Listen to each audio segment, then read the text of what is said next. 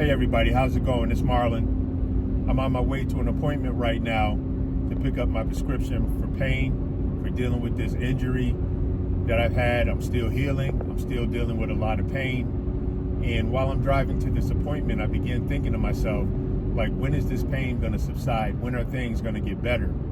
And I started to think about the relationship that I have with myself. Well, as I'm healing, what type of things am I doing to make sure that I don't increase the pain?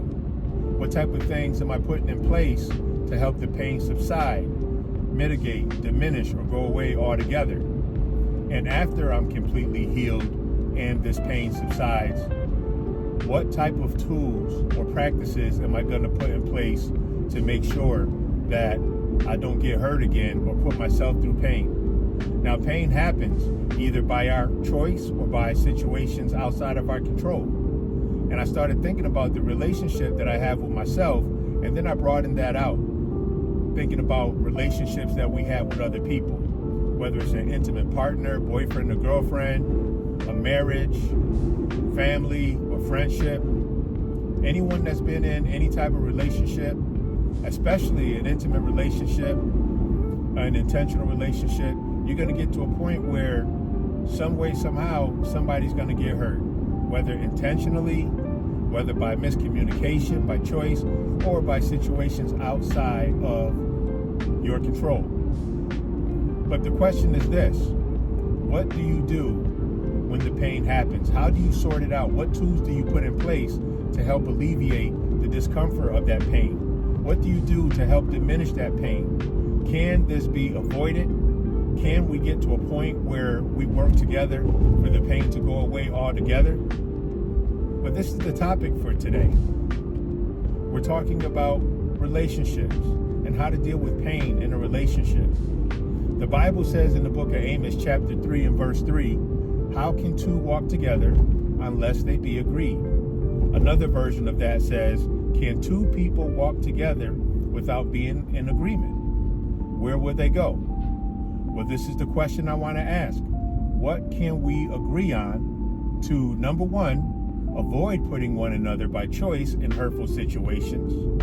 Or what can we do after the pain arrives to help alleviate the pain, diminish the pain? What tools do we put in place to get to a point where the pain goes away?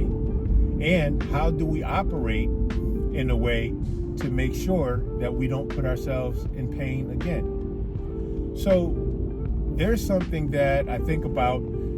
There was a doctor, I give him his flowers. He unfortunately passed away a little while ago. It's Dr. Mark Goldston, and he brought up the concept of having a relationship toolbox. And in that relationship toolbox, he said it's important for couples to come up with some of their own relationship rules. Relationship rules in regards to how we will disagree when we can't agree on things. Can we disagree respectfully? And disagreeing respectfully, he said, is one of the tools that people can use to make sure that you don't unintentionally hurt or intentionally hurt the person that you're involved with in a relationship.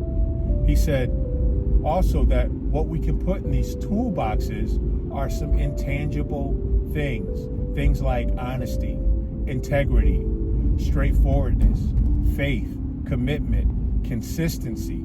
These are all things that we can utilize and put into our everyday relationship journey or practice to ensure that we reduce the risk of hurting one another. And it's very, very important to be considerate of one another's feelings. This is another thing. Could you imagine what would happen if you woke up and you decided to yourself, I am going to intentionally love this person the way that they should. I am going to intentionally consider this person the way that they should be considered.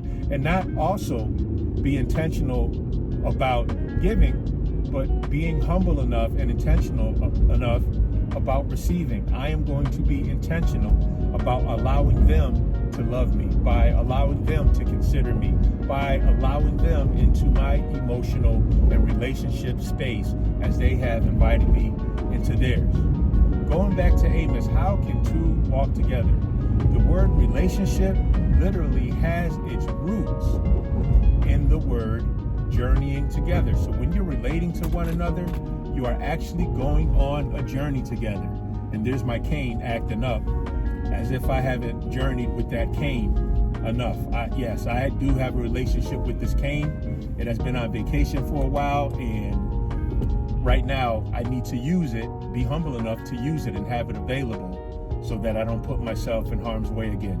But back to the topic. Relating to one another, journeying with one another. On our journey, on our relationship with one another, we are going to have communications.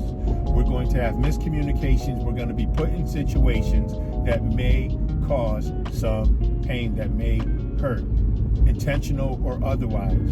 But I want to suggest and offer to you who's watching this video or maybe listening, let's be intentional about putting some tools into practice so that we don't intentionally cause pain to one another.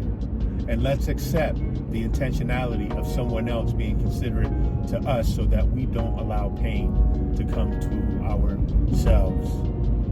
Let's try to be our best selves and enjoy the benefits of having a healthy, productive, safe, faithful, consistent relationships. I'm Marlon. That's all the time that I have for you today, but I will be looking forward to catching up with you again real soon.